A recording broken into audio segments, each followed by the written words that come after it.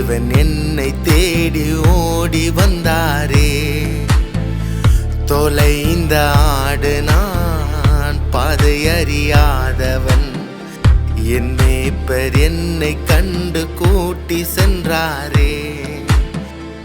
அன்பில் உயர்ந்தவர் நீர்தானையா, அன்பாய் நீர் போதும் ஏசையா.